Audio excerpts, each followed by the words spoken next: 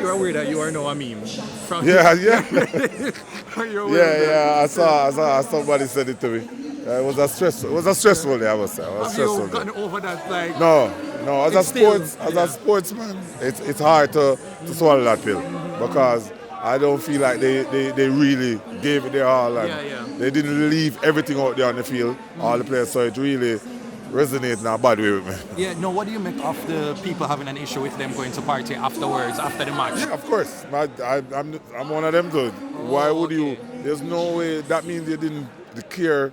It didn't affect you in any way that you miss a moment as the World Cup for our nation that actually going through it now. You know what it would have meant for the people to have something to cheer about and to be happy about. And then after that, no, it's like you don't care. So, and as I say, they could see it on the field. They didn't play it with their heart.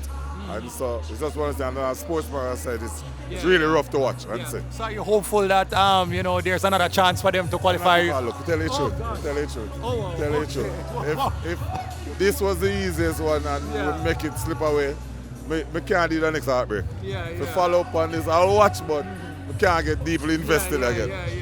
Okay, I hope you never bet on the match. No. Okay. All right, so I just want you to leave it to just looking at the camera and just give, like, for the people that out there, especially the father them. Because I've been in the streets and I hear the father them and say, them really just feel demotivated because them have them youth them. And as just like the father them supposed to get it done. What kind of word do you have for them? All right, for me, it's just tell the people them, listen, I know it's rough, but you have to stay strong. You understand? The nation has come together. I see the big outpouring of love. So just wait and take time. As long as you're alive, you can rebuild. That's something that I've always said. No matter how you step one step back, you can take 5 steps forward. So just believe and understand and just ask for help. Reach out to people, have conversations.